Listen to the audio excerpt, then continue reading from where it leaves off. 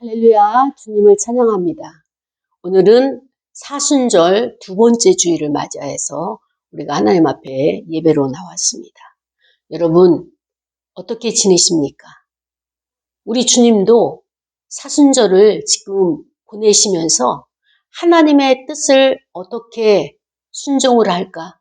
하나님이 가장 기뻐하시는 뜻이 무엇일까? 아주 고심하고 계시는 사순절을 맞이하고 계십니다. 저와 여러분은 내가 이 사순절 동안에 하나님 앞에 어떻게 나아갈까? 하나님께서 나를 어떻게 쓰시기를 원하실까? 나는 하나님 앞에 사순절 동안에 어떤 제물로 드려지길 원할까? 라고 하는 생각들을 해보셨나요? 저는 사순절을 시작을 하면서 마음은 조금 무거웠어요. 어떻게 어떠한 방법으로 주님 앞에 나가야 될까? 이런 것을 구체적으로 계획은 세우지 않았죠. 이 사순절의 변천사를 보게 되면 예전에는 우리가 그래도 신앙의 초창기 때는 금식도 하고 온전한 금식을 못할 경우에는 아침만 금식하는 40일 금식을 작정하기도 하고 아니면 20일 금식 아니면 열흘 금식 하면서 우리가 경건한 모습으로 또 경건한 능력을 하나님 앞에 올려드리기 위해서 우리가 이제 열심을 내었던 그런 시절도 있었습니다. 그런데 갈수록 어떻습니까? 우리의 삶이, 우리의 생활이 너무 분주하다 보니까 이렇게 아침에 금식하고 하다 보면은 어때요? 일상이 좀 흐트러지고 일상이 힘겹고 어렵게 되는 것을 보면서 점점 많은 사람들이 목회자를 비롯해가지고 금식까지 하면서 이 사순절을 참여하는 분들이 주변에 보면은 많지 않은 것을 보게 됩니다. 그럼에도 불구하고 성령께서 여러분들의 마음속에 감동 주시는 대로 여러분들이 승리하는 시간이 되기를 원합니다. 예전에 어느 목사님하고 이런 이야기를 했어요. 우리가 이제 사순절 기간 동안에 보면은 시차례를 하게 되는데, 그래서 시차례를 저희 교회에서 하게 되어서, 그럼 식사를 어떻게 할까요? 라고 이제 그 목사님하고 시찰장님하고 이렇게 의견을 나눈 적이 있었습니다. 예전에 어르신 목사님은 우리에게 이렇게 사순절 기간 동안에 그 시차례를 열리게 되면 그 식사를 준비하는 교회 목사님에게 전화를 드려서 이번에 음식은 어떤 것으로 하게 될 것이냐, 계획이 무엇이냐라고 하면서 이렇게 어른 목사님이 전화를 주셔서 우리들을 이렇게 잘 가이드해 주셨던 기억이 납니다. 그러면서 우리가 주로 육식은 그러하니까 이제 생선 종류, 육식이 아닌 채소 이런 종류로 음식을 준비하는 것이 어떻겠는가라고 이렇게 우리를 안내를 해주시는데 요즘 그 목사님들은 그래도 시찰장이 되고 하면 그런 이야기들을 하니까 왜 거기에 매여 있느냐? 음식을 무엇을 먹든지 제가 그래서 이제 고기가 되는 육식이 되는 이런 것보다는 그래도 생선 종류나 이런 쪽으로 가는 것이 좋지 않겠느냐 했더니 이 목사님은 반박을 하는 거예요. 반박을 하면서 제가 가지고 있는 그런 신앙관이 바로 이제 너무 율법에 이렇게 매여 있는 것 같고 그다음에 너무 전통이나 이런 것에 그것을 붙잡고 있는 것 같기 때문에 거기에 대해서 이렇게 시정하려고 하고 바꿔주려고 하는 그런 태도를 그 목사님이 보이셨어요. 그래서 제가 일일이 설명하기는 참 어렵습니다. 그래서 이 목사님은 내가 맞춰줘야 되는 분이구나 라고 해서 그 목사님이 원하는 대로 식당을 예약을 해가지고 스케줄을 진행했던 적이 있었는데요. 그렇습니다. 우리는 내가 옳고 너가 그르다, 너가 옳고 내가 그르다 이런 차원이 아니라 하나님께서 우리에게 주시는 각자의 말씀이 있고 각자의 인도하시는 하나님의 시간표가 있다는 것을 우리가 먼저 인정을 하고 오늘 말씀으로 들어가길 원합니다. 오늘 예수님께서 저는 이 본문을 보면서 또 위로를 받았어요. 어떤 위로를 받았냐면은 예수님께서 복음 사역을 열심히 하시잖아요. 죽은 자도 살리고, 그 다음에 또 병든 자도 고치고, 그 다음에 또 가난한 자도 부욕케 하시고, 그리고 또 이렇게 손 마른 자들, 혈루 여인들, 그 다음에 또 이렇게 자녀가 귀신이 들려서 고통당하는 자들, 이런 자들의 모든 기도와 또 문제들을 주님께서는 고쳐주시고 해결해 주시면서 사역에 열심을 내셨습니다. 어느 정도인가면은 머리 둘 곳도 없으셨지만 또 주무실 곳도 마땅치가 않은 거예요. 아침 미명에 아침 일찍 일어나서 산에 가서 기도하시고, 그 다음에 또 저녁에 게스만의 동산에서 밤새도록 또 철야를 하시면서 제자들과 함께 하기도 하고 홀로 가시기도 하고, 그래서 하나님과의 교제의 시간, 하나님과의 만남, 또 하나님의 뜻을 구하고, 또 하나님께서 원하시는 그것을 깨닫기 위하여서 그 시간들을 내어드렸던 복음서에서의 그 흔적들, 기록들을 우리가 알 수 있습니다. 그런데 이렇게 열심을 내고 식사하실 시간도 없을 정도로 참 많은 생명들을, 문제 해결을, 또 죄사함을, 구원을 위하여서 이렇게 일하셨는데, 사역을 하셨는데, 오늘 예수님께서 마음이 섭섭하셨던 것 같아요. 그러면서 내가 이곳에서 가장 많이 역사를 하고, 가장 많이 능력 행사를 하고, 가장 많이 복음을 전했는데, 하나님의 진리의 말씀을 전파하였는데, 이렇게 행한 고울들이 예수님이 보시기에는 만족하지 않을 만큼의 회개가 없었던 거예요. 예수님 보시기에는 이 정도 복음을 전하고, 이 정도 심려를 기울이고, 이 정도 하나님의 역사를 보여줬다면 저들이 회개하고 돌아오고 어찌할꼬 탄식을 해야 되는데, 이런 것이 보이지가 않아가지고 오늘은 그들을 향해서 책망을 하시는 거예요. 그런데 그들을 책망하시는데 먼저 고라신을 이야기하고, 그 다음에 벳세다를 이야기하고, 그 다음에 또 어떻습니까? 가버나움을 책망을 하시는 거예요. 이 세 도시는 어떻습니까? 갈릴리 주변 근방에 있는 도시들이에요.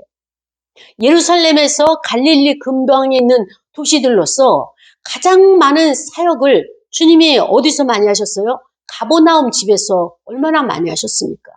복음 전도하고 돌아오시면은 가버나움 집에 계시고, 그러면은 그 중풍병자를 데리고 오기 위해서 지붕을 뚫고 그 친구들 넷이서 달아내리기도 하고, 인산인해를 이루면서 가버나움 집이 얼마나 하나님 앞에 쓰임을 많이 받았습니까? 그런데 그 가버나움이 어떻습니까? 내가 하늘에까지 높아지겠느냐? 음부까지 낮아지리라. 이렇게 책망을 받는 거예요. 그 얘기는 무엇입니까? 이 장소가 주님이 역사하셨던 장소고, 주님이 예배를 드렸던 장소고, 주님이 모든 사역을 했던 장소이기 때문에 이 장소 자체, 여기에 참여한 모든 자들이 스스로 구원이 받는 줄 알고, 이미 참여한 모든 자들은 그 역사의 현장 속에서 구원을 받았다라고 생각을 하고 있는지, 예수님이 원하시는 그 회개가 나오지 않는 거예요. 그래서 예수님 말씀하시기를 화 있을진저 너희들에게는 화가 임할 것이다. 고라시나 화 있을진저 벳세다야. 그러면서 내가 모든 권능을, 여기서 행했던 권능을 두로와 시돈에서 행했더라면 그들은 벌써 베옷을 입고 제에 앉아서 회개했을 것이다. 우리가 회개의 특징이 무엇입니까? 이마에 죄를 뿌리고 베옷을 입고 일상의 의복이 아니잖아요. 그리고 구별된 자세로 하나님 앞에 나가는 거잖아요. 내가 너에게 이르노니 심판날에 두로와 시돈이 너희보다 견디기 쉬울 것이다. 그 말씀은 고라시나 벳세다야 가버나움아, 너희들이 가장 포악하고 가장 완악한 지역이고 백성들이다 라고 하는 것을 강조하시잖아요. 그 강조가 교만하다는 거예요. 하늘에까지 높아지겠느냐라고 하는 질문이 이사야서에 보면은 7장 14절에 계명성, 여호와께서 모든 만민의 찬양을 받으시는 걸 보면서 나도 여호와와 견주어서 이기리라, 그와 같이 되리라 라고 하는 계명성의 그 고백이 있는 것처럼 지금 하늘에까지 높아지고 있는 가버나움에, 그 도시의 그 백성들의 살고 있는 모든 사람들의 집단이 됐든 개인이 됐든 하나님 앞에 엎드리지 않는 이 모습을 보면서 예수님께서 이렇게 책망을 하고 계십니다. 내게 행한 모든 권능을 내가 소돔에서 했더라면 소돔과 고모라 성이 멸망하지 않았을 것이다. 그 성이 오늘날까지 내려왔을 것이다. 이렇게 탄식을 하시는 거예요. 그래서 내가 너희에게 이르노니 심판날에 소돔 땅이 너보다 견디기 쉬우리라. 이렇게 말씀하시는 거예요. 소돔과 고모라가 어떤 심판을 받았습니까? 불심판을 받았잖아요. 그러니까 불로 심판하는 그 소돔과 고모라보다도 너희들이 더 힘들고 어려운 그런 심판이 있을 것이다 라고 하는 것이 오늘 본문이고, 이 본문은 오늘 저와 여러분에게 주시는 하나님의 말씀이십니다. 저는 이 말씀을 준비하면서 제 마음이 시원했어요. 왜냐면은 우리가 복음을 전하고 이 지역을 다니면서 전도하고 얼굴은 다 알고 있어요. 그러나 그들이 주는 전도지와 함께 주는 선물, 이게 뭐 크진 않아요. 그런 것들을 받는 데만 익숙하고 또 거기에만 주목을 하지, 교회에 와서 예배를 드린다? 교회에 와서 내가 구원을 받아야 된다? 라고 하는, 진정한 예배자가 되어야 된다? 라고 하는 여기까지 생각이 없는 거예요. 이런 것을 보면서 마음이 참 무너질 때가 많아요. 분명히 저분은 잃어버린 양이에요. 신앙생활 하다가 지금 현재 신앙생활 안 하고 있는 것 꽤 되었다는 걸 알고 있어요. 이야기를 하든 이야기를 하지 않고 전도를 하든 안 돌아와요. 그리고 웃으면서 새벽 기도는 몇 시에 해요? 교회가 어디에 있어요? 이런 질문만 하는 거예요. 몇 층에 있어요? 참 자주 얼굴도 보고 또 웃기도 하고 일상적인 대화를 나눠도 그들은 결코 교회에 나오지 않습니다. 교회에 나온다는 얘기는 마음문을 열고 함께 찬양하면서 함께 예배드리는 예배 공동체에 합류하지 않는다는 이 사실이 참 너무나 안타까운 현실이에요. 그래도 우리는 나가야 되는 것이고, 그래도 우리는 때를 얻든지 못 얻든지 전도하면서 주변에 있는 동네 사람들과 주변에 있는 사람들과 얼굴을 익히고 마음을 열고 대화를 하려고, 소통을 하려고 애를 많이 쓰죠. 어떨 때는 다음 주에 갈게요. 기대를 얼마나 합니까? 부푼 마음을 가지고 있는 것 없는 것 다 준비하면서 기다리죠. 안 나타납니다. 그럼 제 마음이, 목회자의 마음이 참 무겁죠. 또 그 영혼을 위해서 기도하는 거예요. 분명히 교회를 안 나간 거 알고 있어요. 지나갈 때 보면 얼굴 표정을 보면 알 수 있어요. 하나님의 말씀을 듣는 자 생기가 있고요. 살아있어요. 그 영이 살아있어요.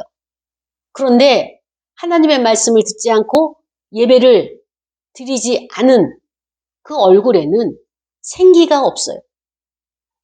얼굴이 빛이 안 나요. 분명히 알 수 있는데 예배를 드린 것처럼 하면서 제가 약속을 잡게 되면 이제는 전화를 안 받습니다. 아예 전화를 안 받아요. 그래서 몇 달 뒤에 제가 전화를 하죠. 엉겹결에 전화를 받아가지고 권사님, 제가 여기에 조그만 이렇게 좀 드릴 거를 준비를 했으니까 잠깐만 교회로 오시라. 이렇게 말씀드리면 아유 목사님 뭘 그런 걸 이렇게 준비를 하세요. 그러면서 와서는 아유 목사님 내가 미안해서 지난번에도 그랬고 그래서 아유 뭘 이런 걸 주세요 라고 하면서 그래서 나 시골에 가야 된다는 거예요. 일하러 가야 된다는 거예요. 물론 일해야죠. 노동의 대가를 가지고 생활을 해야 되니까. 그래서 저도 그랬어요.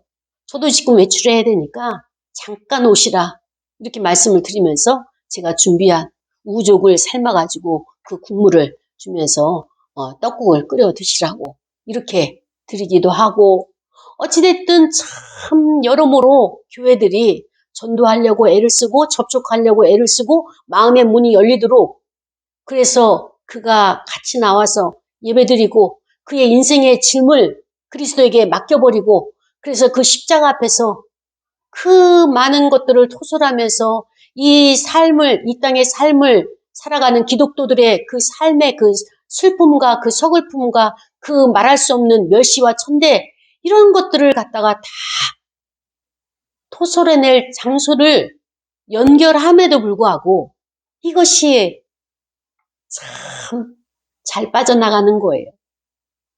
예수님의 마음을 제가 좀 10분 이해를 하면서 주님도 이걸 겪으셨구나. 나의 고통을, 작은 교회의 고통을 전도가 이렇게 사람의 마음을 얻지 못하는 것이 이렇게 고통스럽고 힘들다는 것을 주님이 아셨어. 그러면서 새 도시를 이름을 부르는 거예요.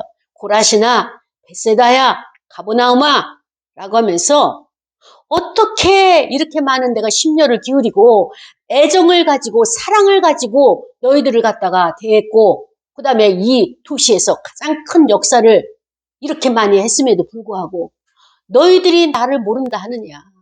어떻게 나보다 더 높아져서 하늘에까지 미치려고 너희의 그 교만들이 이렇게 올라가고 있느냐. 주님 앞에 나와서 그들이 회개하고 자복하고 나는 죄인입니다. 나를 구원하여 주소서 이렇게 고백해야 될 그들이 하지 않는 거예요. 주님이 오셔서 역사를 일으켜도 먼 발치에서 바라보고 구경꾼에 불과할 뿐이지 실질적으로 주님의 사역에 동참하거나 주님 나는 죄인입니다. 엎드려서 죄의 고백을 하는 이런 자들이 없는 거예요. 여러분 하나님께서는 우리가 나의 고백이 나는 아무것도 모릅니다. 나는 무지한 자입니다. 나는 우매한 자입니다. 나를 용서해 주시고 하나님의 진리를 알 수 있게 하시고 구원의 반열에 나를 세워주옵소서 이렇게 간청하고 엎드리는 자에게는 그 진리의 문을 열어주셔요. 진리가 무엇이고 하나님이 스스로 계시를 하시는 거예요.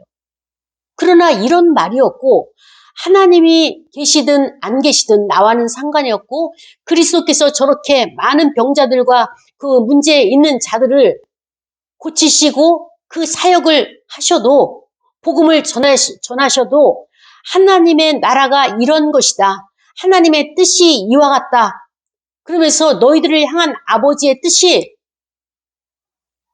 사랑이고 은혜다 라고 하는 것을 아무리 외쳐도 나와는 상관이 없고 나는 그 교화는 나는 그 도와는 그 진리와는 함께하고 싶지 않다라고 하는 이 마음을 갖게 되면 하나님은 스스로 그 계시를 닫으시는 거예요. 하나님께서 주시는 은혜고 하나님이 찾아오시는 하나님의 은총이지만 그러나 당사자가 마음의 문을 딱 걸어 잠고 원치 않는다면 더 이상 빛을, 더 이상 계시를 열지 않으시는 것이 이 진리인데 하나님이 일하시는 방법인데 지금 고라신, 벳세다, 가버나움이 많은 복음을 들었고 진리의 말씀을 들었고 예수님의 그 하나님 나라에 대한 귀한 설교를, 메시지를 그렇게 많이 들었지만 마음이 요동하지 않는 거예요. 감동이 없는 거예요. 그때 예수님께서 너희들의 심판이 무엇인지 아느냐? 이 말씀을 하시는 거예요. 여기서 두로와 시돈이라고 하는 나라는 어떤 나라입니까? 구약에서 에스겔서에 보면은 두로 왕과 이 시돈 땅에 대해서 심판을 하시는데 하나님께서 어느 정도 심판하시는가 하면은 마지막에는 두로가 없어지고 시돈도 없어지는 거예요. 그들이 살아온 흔적은 있어도 그 계대가 계승되어지지 않는 후대가 없는 나라가 되고 말았어요. 나라 자체가 끊어져 버리고 마른 거예요. 이 두로는 어떤 나라냐?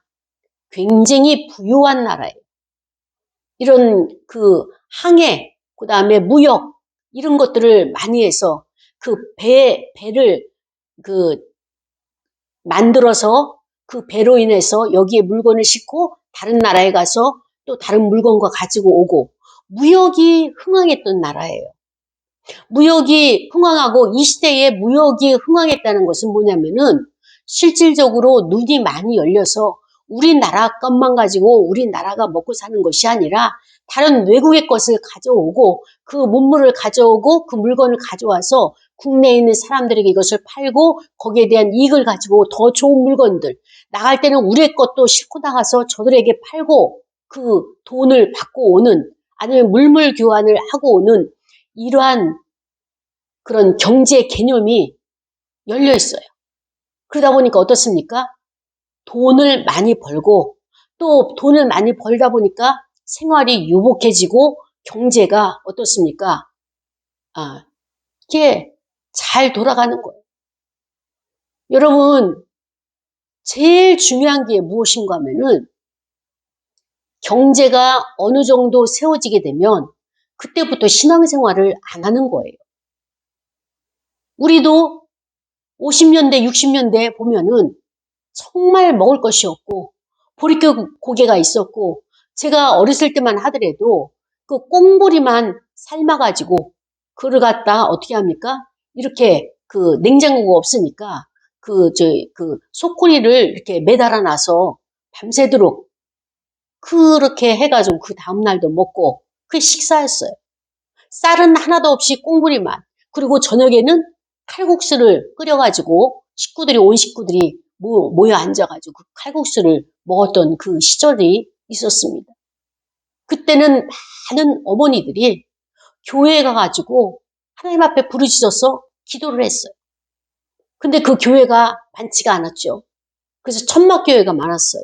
그 천막 안에는 그 진흙탕이 있는 진흙 땅이 그 위에다가 가마니를 이렇게 덮어가지고 거기서 부흥회를 하게 되면 많은 사람들이 거기서 와서 병을 가지고 와서 치료하면서 울부짖고 토설하고 하나님께 구원을 위해서 도와달라고 나를 구원해달라고 그렇게 죄사함에 용서를 해달라고 이런 기도들 시간들 바쳤어요. 그 어머니들의 기도 그 세대의 아버지들의 기도가 우리나라가 이렇게 경제가 부흥되어지고 잘 살게 되어지는 정말로 탄탄대로를 걸어왔죠.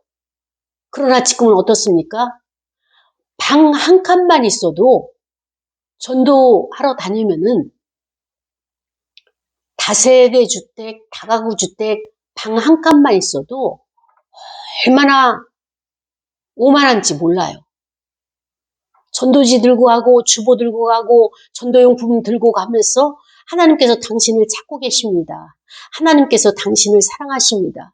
이 메시지를 전하게 되면 오만 방자한 태도로 아주 멸시하고 하잘것없는 정말로 그 취급을 하는 그런 사람들을 종종 보게 되는 거예요. 그래서 제가 깜짝 놀랐어요.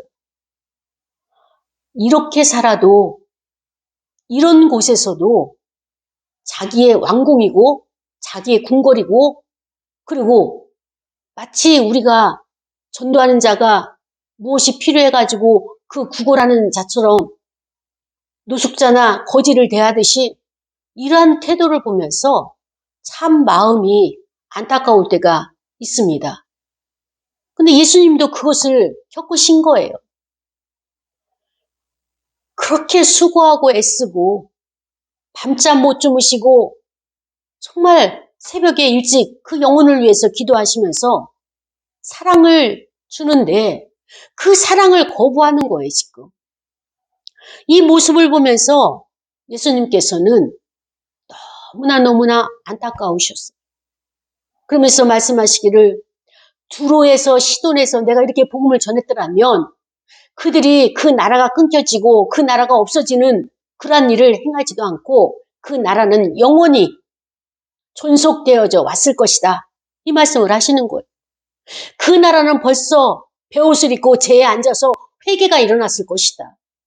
근데 너희는 내가 이렇게 와서 하나님 아버지의 말씀을 가지고 전파하여도 어떻게 이렇게 완악하여서 어떻게 이렇게 포악하여서 받아들이지 아니하고 이 모든 것을 내치고 있는지 너희는 소돔과 고모라보다도 더 큰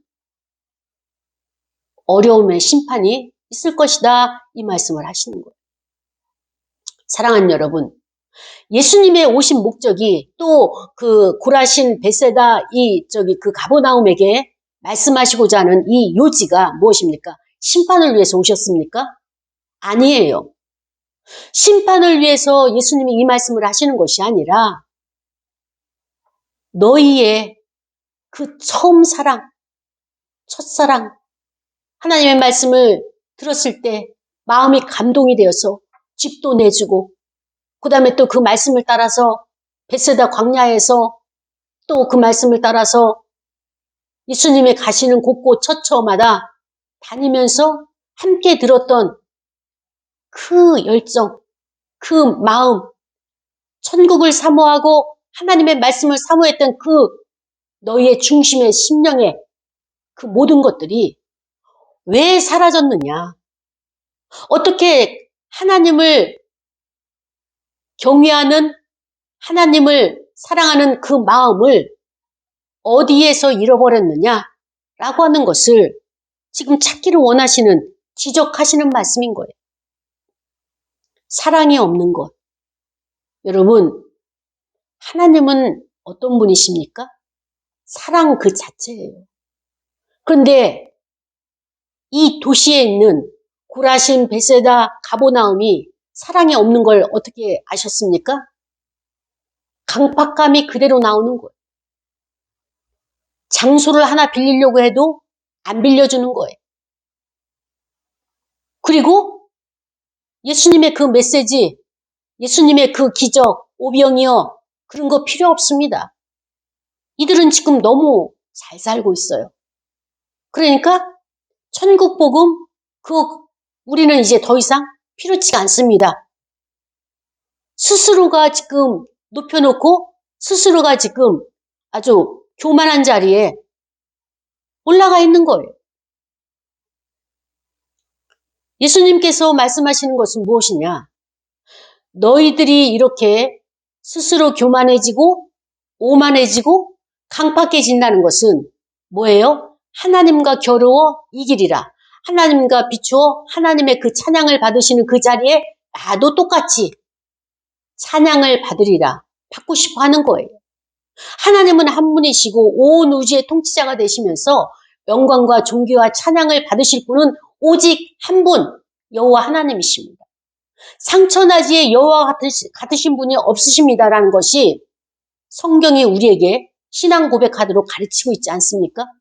그런데 이 도시에 있는 사람들은 살만하다고, 어느 정도 살 길이 열렸다고 그때부터 하나님과 동격으로 동등되게 이렇게 행동하는 것을 보면서 예수님께서 너희들이 처음에 그 마음, 하나님의 은혜를 받고 하나님의 구원 백성으로서의 감격과 구원받은 그 은총을 기뻐하던 그 사랑을, 첫사랑을 지금 잃어버렸다라고 하면서 여러분, 우리 마음 가운데 하나님의 전이 있잖아요. 성령의 전은 나의 마음 중심이에요. 그런데 내 안에 처음 사랑, 내가 처음 구원받고 감격하고 눈물 콧물 흘리면서 이 땅의 것은 다 분토와 같이 버릴 수 있는 그때의 그 마음의 상태, 주님이 내 안에 가득 계신 그것을 확인했을 때 나는 세상을 다 얻었잖아요. 온 세상이 다 나의 것이 되고 부러울 것이 없고 아쉬울 것이 없었던 그 고백들이 있었잖아요. 그런데 가면 갈수록 어떻습니까? 계속적으로 부족함이 보이고 계속적으로 다른 사람이 잘 되고 내가 안 되는 것, 이 모든 것이 결핍들이 보이면서 이제는 짜증이 내고 불평을 하고 그 다음에 또 하나님에 대해서 원망을 하고 그러다가 어떻습니까? 세상으로 가는 거예요. 일하러 가야죠. 지금 봄이 됐으니까 이제 봄에 씨앗을 심으려고 밭을 일구고 씨앗 정리를 하고 이런 것들을 하느라고 시골에서도 사람들을 불러내요. 도시에 있는 사람들이 가서 일을 합니다. 그리고 하루 일당 15만 원, 20만 원을 받고 오는 거예요. 한 번 가면은 팀으로 가기 때문에 또 장기적으로 가기 때문에 열흘씩 갔다 오는 거예요. 갔다 오셔서 보면은 얼굴이 노랗게 병색이 있어요. 안타깝죠. 얼마나 힘들었으면 거기서 숙식을 하면서 먹고 자고 숙식을 하면서 눈만 뜨면 일하고 밤 늦게 깜깜한 밤에 그 숙소로 들어가고 나이가 70이 돼도 이 일을 하고 있는 거예요. 이 모습을 보면서 노동을 하는 거에 있어서 우리가 지적할 수는 없어요. 노동은 신성한 거고 노동은 기도기 때문에 기도도 노동이고 기도도 어떻습니까? 노동도 기도예요. 그래서 우리는 하나님도 일하시기 때문에 우리도 일하는 거예요.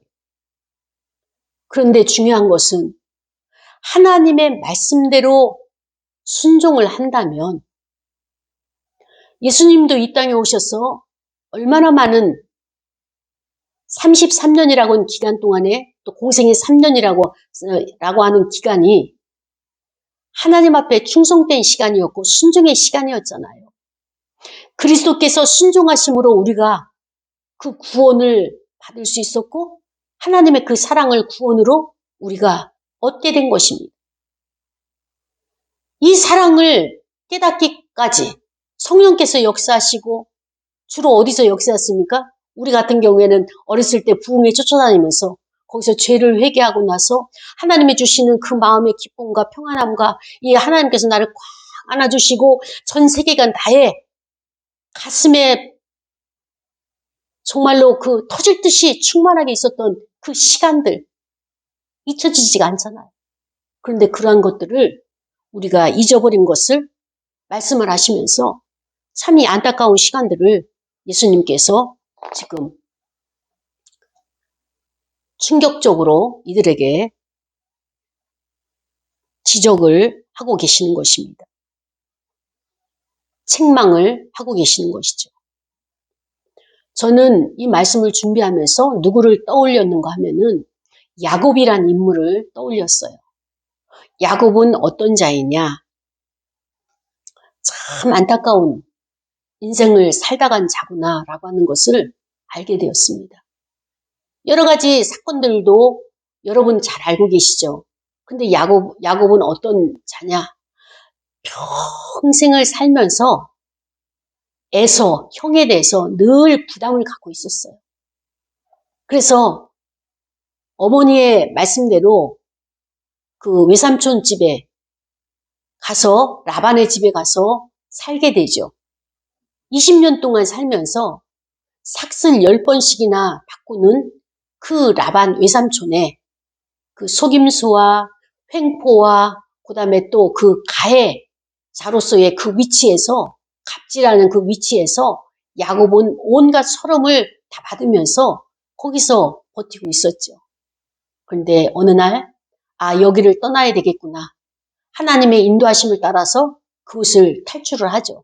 그리고 이제 야복강에까지 왔는데 중요한 것은 저 야복강 건너서 형 에서가 400명의 군사를 데리고 이 야곱을 죽이려고 왔다는 거예요. 그 전가를 받았어요. 그래서 야곱은 한 때, 두 때를 만들어서 먼저 종들과 그 제산의 소와 양들과 이 모든 육축을 한 때를 만들어서 이거는 에서 형님에게 드릴 것, 그 다음에 또 뒤에 자녀와 부인들과 또 한 때를 만들어서 그래서 또 이렇게 보내면서 자기는 야복강에서 밤새도록 하나님과 씨름하는 이 시간들을 보내고 있습니다. 야곱이 왜 이런 시간들을 가져야 되는 것이냐? 마음속에 가지고 있는 것이 늘 두려움이 있었어요. 그 두려움이 무엇이냐? 형 에서의 장자권을 자기가 탈취한 거에 있어서 늘 마음이 걸렸던 거예요. 마음의 부담을 갖고 있었던 거예요. 언젠가는 이 문제를 해결하리라. 언젠가는 내가 고향에 돌아가리라. 그 고향을 생각하면서 그 힘든 20년 동안에 라반의 핍박과 라반의 이 모든 거짓된 술수에서 견뎌낼 수 있는 것은 언젠가 나는 고향에 가리라. 언젠가 나는 형 에서에게 그 사과를 하리라. 이런 마음들을 가지고 있었단 말이죠. 그러는 찰나 하나님께서 기회를 주셔서 이제 가려고 했더니 정갈이 야곱 형이 400명을 데리고 와서 야곱의 목숨을 노리고 있다라고 하는 이 소식을 접하자 야곱이 할 수 있는 것은 기도하는 것밖에 없어요. 라반 삼촌집에 갈 때도 베델에서 기도하면서 거기에서 돌을 쌓아서 하나님의 전을 만들 것이라고 약속을 한 것처럼 이제 또 고향으로 가는 길목에서 형 에서를 의식하면서 야곱은 다시 기도하는 거예요. 그때 하나님의 사자가 야곱을 찾게 되죠. 야곱이 그를 알아챘어요. 그래서 이 하나님의 사자를 내가 놓아서는 안 되겠구나 라고 하면서 그의 허리를 붙들고 나에게 축복하지 않으면 내가 놓아줄 수가 없습니다 라고 하면서 그를 강하게 붙잡습니다. 뿌리쳐도 뿌리쳐지지 않도록 이렇게 야곱은 마지막 힘을 다해서 그를 붙잡게 되고 결국 그의 축복을 받게 되죠. 그러나 그가 환도뼈가 부러지는 그런 결사적인 씨름 가운데서 있었던 것입니다.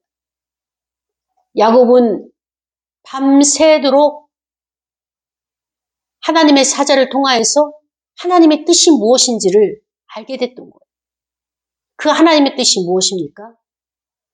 두려울 필요가 없었던 거예요. 형 에서를 두려워할 필요가 없었던 거예요. 그런데 마음속의 양심이 형의 것을 빼앗아 왔던 그 양심이 계속적으로 그 율법이, 그 법이 야곱을 괴롭혔었고 이미 그 문제는 하나님께서 해결해 놓으신 상태라는 것을 알게 됐던 것입니다. 밤새도록 하나님과 씨름하고 토술했던 이 모든 것들을 다 하나님께서 이미 용서하셨다는 것을 알게 되자 아침 일찍이 야곱은 출발할 수 있었던 것입니다. 야곱은 형 에서를 만났습니다. 형 에서가 야곱을 죽였나요? 아니에요. 나와 함께 숫곳으로 가자. 그러나 야곱은 짐승들이 지금 많이 잉태했기 때문에 먼저 형님이 가시라고 하면서 모든 화해가 해결되는 것을 봅니다. 여러분, 야곱은 미리 마음속에서 그 율법의 잣대를 가지고 하나님께서 해결해 놓으신 것들을 끌탕을 하면서 평생을 두려움과 불안 가운데 살아왔던 것입니다. 오늘 우리에게도 똑같은 하나님의 말씀이에요. 이 말씀이 무엇입니까? 예수님을 알고 하나님 여호와를 알게 되면 우리는 이미 구원을 받았고 그 하나님께서 나를 구원하셨고 나는 자유해지는 거예요. 진리 안에서 자유해지는 거예요. 하나님을 알고 예수 그리스도를 하나님 보내신 자 예수 그리스도를 안다는 것이 영생이에요.